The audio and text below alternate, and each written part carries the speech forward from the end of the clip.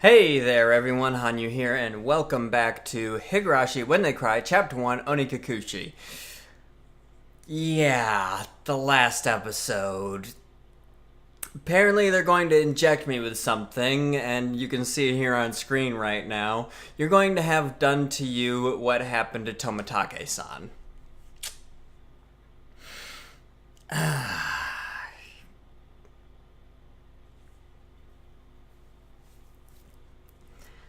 I'd rather not. Is no an option? No's not an option, isn't it? Considering you have me held down right now and are about to inject me with a syringe, so let's see how this goes, shall we?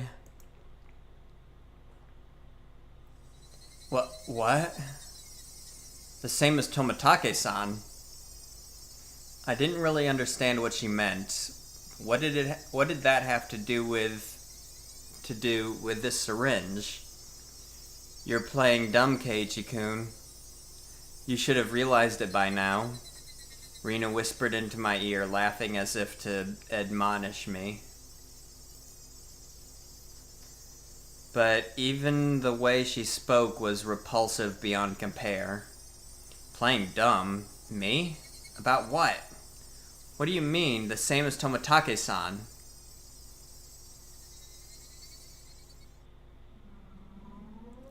Everyone thought at first that it was a hit and run. Except when the officer got closer to check if he was still alive, he soon noticed it wasn't a normal situation. His throat was scratched out. From a knife or something? No. Nails. Nails? Nails as in fingernails? With those gouged through? That's right. Tomitake-san had clawed out his own throat with his own nails and died. There was no way someone could die like that. So then, for that to happen, we thought drugs were to blame, but nothing of that nature was detected. That's right. The police didn't find any drugs in Tomitake-san's system.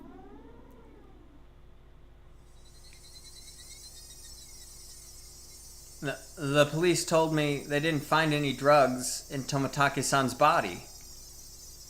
Quack, quack, quack, quack, quack, quack, quack, quack. The two of them laughed together with that sickening laughter. Of course they'd laugh. To assume that such a medicine didn't exist just because the police didn't know about it was completely foolish. Meaning the drug that caused Tomitake-san to die in such a bizarre manner did exist? If Mion injected this into me, then that would probably be all the proof I needed. That would basically mean I'd end up the same as Tomitake-san, become hysterical, scratching out my throat in my last moments, then die. For such an outrageous drug to exist, for Mion to be holding it, and that I was about to be injected with it, at that moment I did not feel there was any need whatsoever to question it. What kind of idiot, when he's trying to dodge a ball flying straight at his face, has time to think of a reason as to why it's flying at him? My apologies.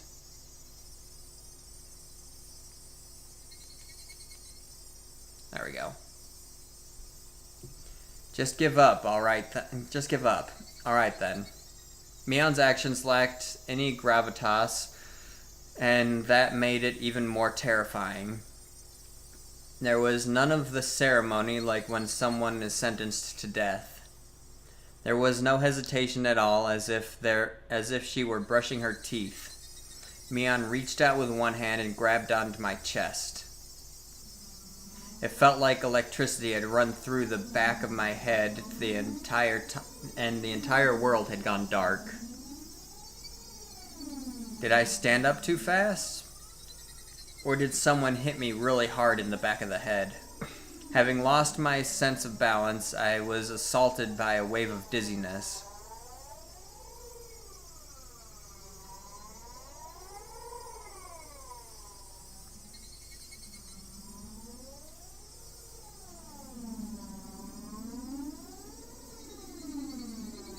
Okay.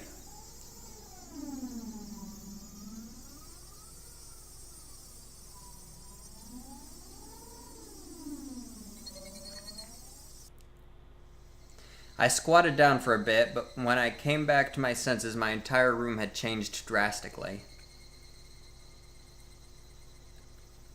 The numbness in my head was gone, and slowly I could tell blood was flowing to my extremities again. How long had I been squatting here? How many minutes? Or has it been hours? It was almost as if the hands on the clock had stopped moving the entire time my eyes were closed. That's how little time passed. Really? The air in the room wasn't filled with that madness from before, only a dull silence.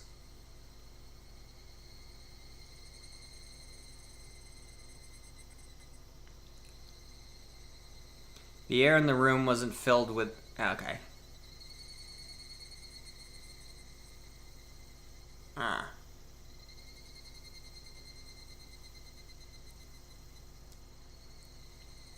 Rena wasn't there pinning my arms, and Mion wasn't there about to inject me with a needle. No way. Could it be? All of it was a hallucination? There was no other presence in the room besides my own.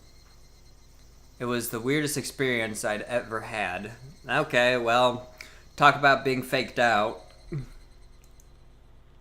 I was certainly with Rena and Mion. I doubted my sanity for a moment, but I was also seized with some sort of comfort. I guess that terrible ordeal was a hallucination. Neither Rena nor Mion, they wouldn't ever do something so terrible. My head grew hot. I could tell my emotions were welling up. Why? That wasn't a reason to cry. Why?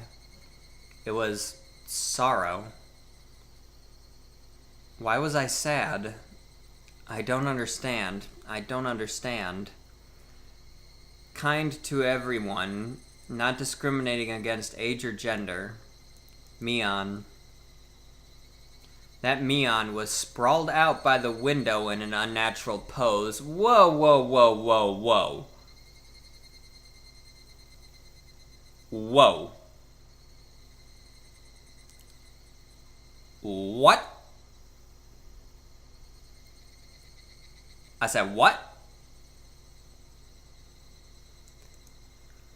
Blood stained her a deep red from her head down to her chest. The bright crimson smeared on the walls. That splatter was that had undoubtedly come from Mion. She always had that bright smile and was kind to me from the day I transferred. Rena. That same Rena was slumped at my feet and was making the same pool of blood as Mion. Okay, well, this took a very weird and well, I mean, it was already disturbed, but this took a really weird twist, didn't it? What the what's going on? I couldn't comprehend what had happened. Did someone come to save me? Then they beat those two down? With this metal bat? I finally noticed the weight in my right hand. How long had it been there? Excuse me. It was Satoshi's metal bat. It was covered in a deep red. There was no doubt that this was the weapon used to mutilate both of them. And I was holding that weapon. I was the only person in the house. What?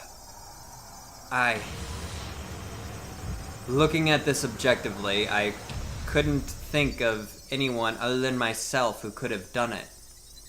I did this? That's right, Keiichi Mibara. Of course I did it. I told myself gently, as if coaxing myself. Hey, me. There's no reason for you to remember it, nor is there a need to regret it. Eat or be eaten. You get that, don't you? But the blood, there's so much. Neither Rina nor Mion had moved an inch. It was just a split forehead and a trickle of blood. It wasn't just a split forehead and a trickle of blood. Nothing that simple. The entire room was splattered with red, and that told me it didn't end with just 2 or 3 strikes. Were they dead? Both of them? The depths of my mind were calm, but on the surface I was panicking and agitated. Calm down, Keiichi Mibara. What happened to your usual calm self? Come on now. Do like you always do. Throw your head back and take a deep breath. Come on. Once, twice. Breathe deeply. Calm down. Calm down. I chanted that over and over in my head and relaxed.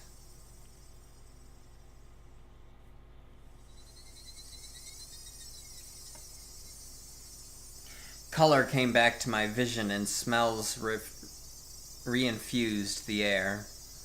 At the same time, I remembered what happened when I blacked out.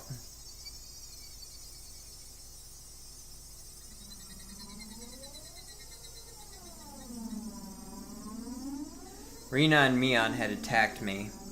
They were about to inject me with whatever caused the same symptoms as Tomitake-san. But right before that happened, I fought back.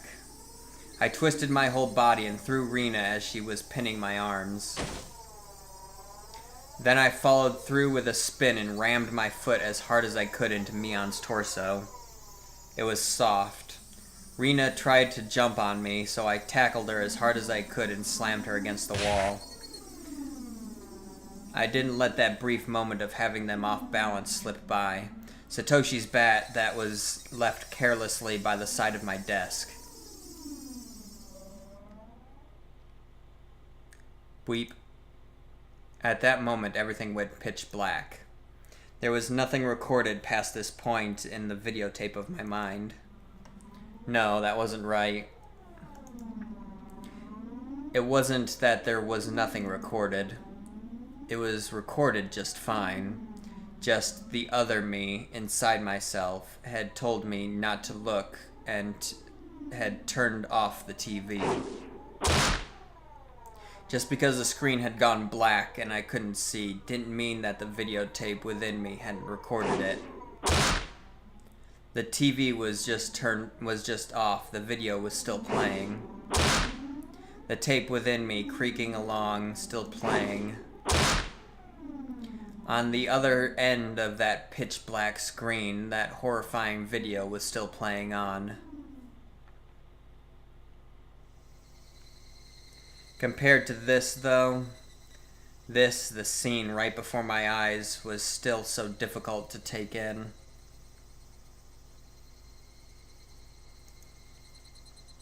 There was blood splattered everywhere on the walls, and two of them blood splattered everywhere on the walls, the two of them in these unnatural poses, not a sign of movement from them. I couldn't even tell if they were breathing. No matter what the circumstances were, my friends, these girls, I had attacked them. I may have even killed them.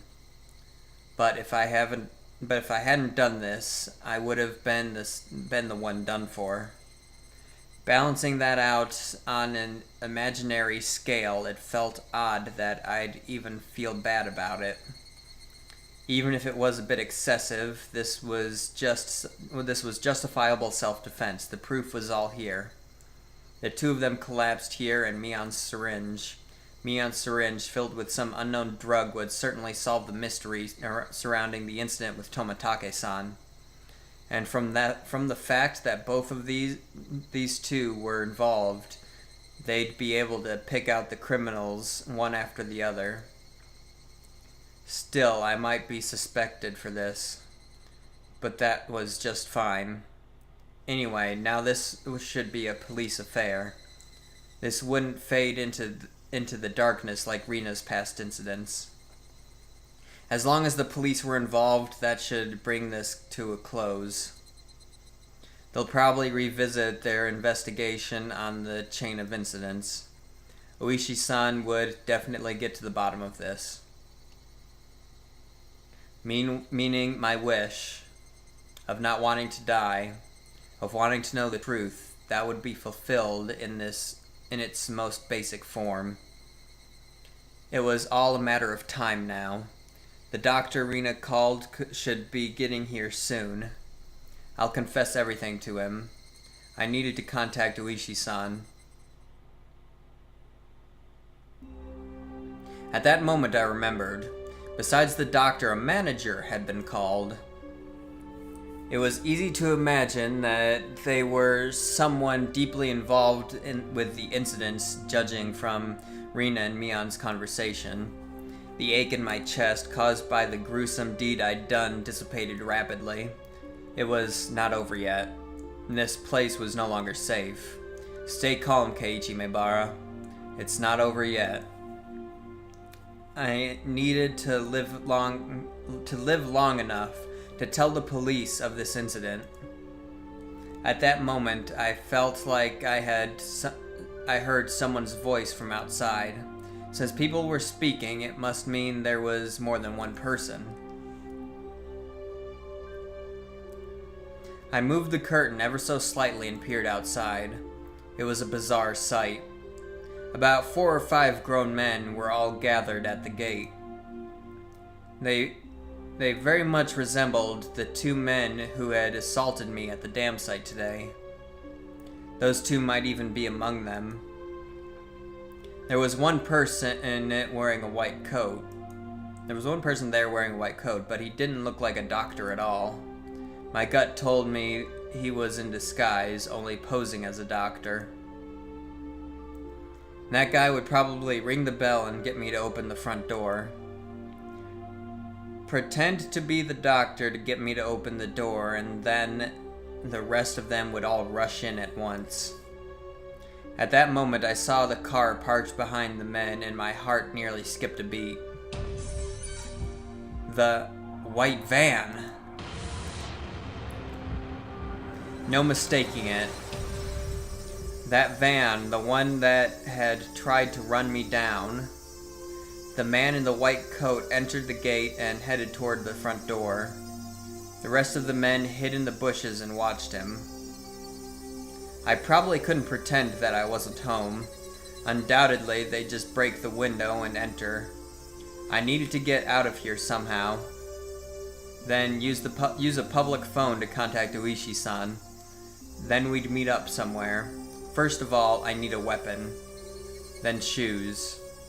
But before all that, there was one thing that I had to do. I had no intention of dying. I'd live and reveal the truth about this nonsensical curse of Oyashiro-sama. But what would happen from here on, regardless of how determined I was, may bring about my demise. And that was why there was one thing more important than getting out of here right now. I needed to get that clock out quickly and take down the note hidden behind it. Damn it. The tape was sticking to it fast. It'd be fine if it was torn a little. I opened up the slightly torn note and began writing another passage with a ballpoint pen. If I wasn't able to inform Uishi-san, then the only thing I could rely on was this note. I'd never thought a piece of torn college-ruled notebook paper could be this reliable before. I had no time. I'd only write what I knew right now. Needed to leave some sort of information that would lead them to uncover the truth. Rina and Mion are conspirators of the perpetrators. This was an undeniable fact. I still didn't want to believe it, but it was a fact. Anyway, I'd leave all the information that would help lead them to finding the perpetrators. There are 4 or 5 adults, maybe more. They have a white van. This was everything I was able to see from the window. There may be more. Also, there was an unidentified person known as the manager. To begin with, the term manager didn't even mesh with Hinamizawa at all.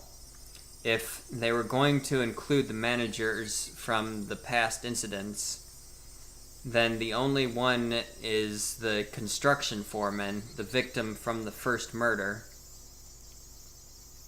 The very first victim in the chain of incidents. Killed in a lynching, his body discovered divided into 6 pieces. His right arm never discovered. The police should have confirmed that death, but Rina and Mion both called him manager. They said manager. They wouldn't use that term to refer to someone who was dead. The police would never even conceive that someone who was deceased could be involved. Could that be some sort of oversight? I don't know. But even if I didn't know, it could be a big hint for Oishi-san. That's right. They needed to start fresh from the first incident. It wasn't just a simple dismemberment, but the start of this string of mysterious deaths that would follow. So then, there must be something hidden there. Please investigate the victim from the dismemberment incident. He's alive. His death should have been established after the autopsy. Logically, you would think as much, but was that really the case? Could it have been some sort of ploy that they were able to deceive the police with? I shouldn't jump to conclusions, but he may still be alive. I had no time to ponder that now. Oh yeah. There was something even more important I needed to write. Tomitake-san's death was from an unknown drug. That's right, that drug. It was irreplaceable, a piece of evidence. No doubt, just by having this, everything would be uncovered. I couldn't just leave that vital clue lying on the floor. This syringe is proof. Writing that down, I stuck the syringe onto the back of the clock with plenty of tape.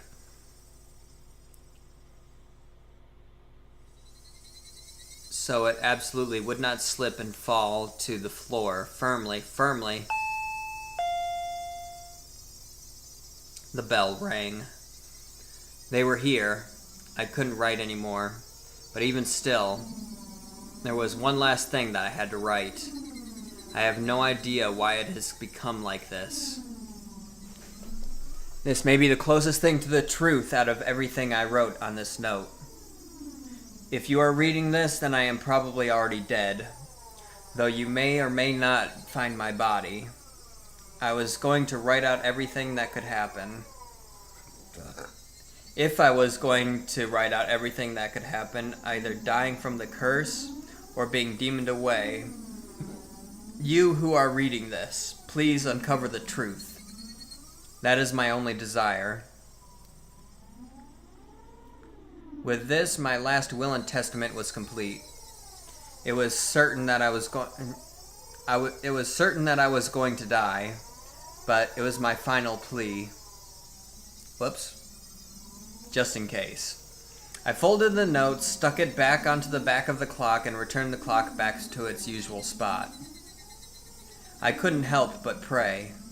Oishi-san, if something happens to me, I leave the rest to you. After that, I gazed down silently at Rina and Mion.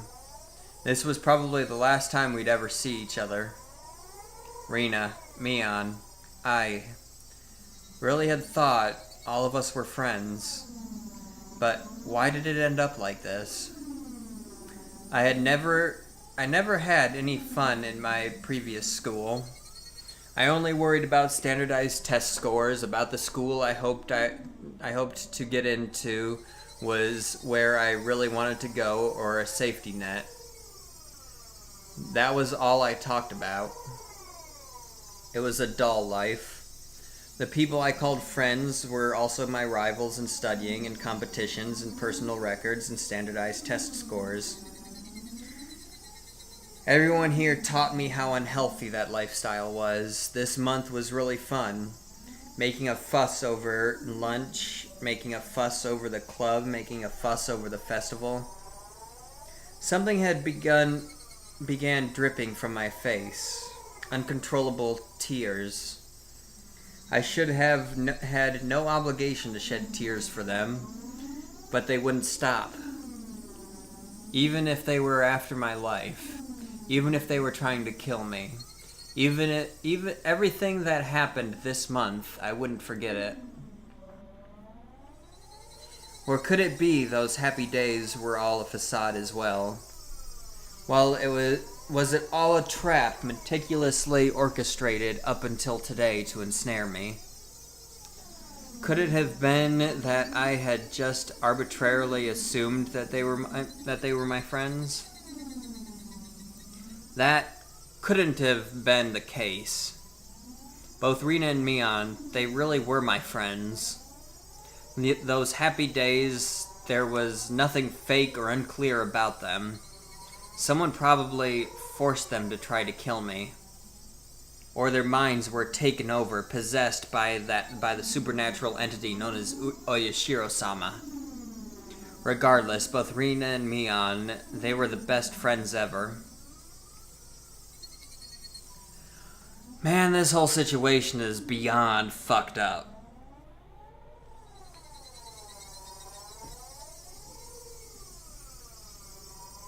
And there they were, coming after me. It wasn't of their own volition. Wait. They weren't the kind of people to sell off their friends regardless of whether or not they were forced. There's no way such a thing like being possessed by Oyashiro-sama could happen in reality. Then, did the real Rena and Mion come after me? What was I thinking? What a silly, dumb idea. Having beaten down both Rena and Mion, I was still debating if they were the real ones or fakes. There was no real or fake. Only the reality that was before me. Rena and Mion were sprawled out at my feet. That was the only truth. I was only trying to twist the facts to my benefit, that I had beaten my friends to death. No matter how I spun it, it wouldn't change reality. Rena and Mion were both dead. It felt like there was a crack in the dam of strange emotions I was holding back. It felt like my calm state, which was nothing more than a bluff, had receded, and in that opening, insanity was leaking out. I killed them. Rena and Mion, I killed them. The doorbell rang again. The unrelenting echo pulled me back into a state of composure once again. I didn't have a moment to spare. Quickly, I needed to get away. I didn't want to die. I would uncover everything after that. The identity of whoever or whatever had pushed me this far. Even if I had to drink mud and eat grass, I would survive. I would definitely survive. I killed Rena for that very reason. I also killed Mion. I went that far just to keep living. So I can't die. For my sake and for the sake of the late Rena and Mion, I have to survive. I ran towards the door, grabbed my shoes. The doorbell rang again as if to urge me on. Behind this single solitary door, they were there. Keeping quiet, I headed towards the kitchen, headed toward the back door. Before opening the back door, I put my ear to it and checked for people outside. No one. After pulling on my after I put on my shoes, I opened the door slowly so as to not make a sound. There he is, the back door! A piercing voice echoed out.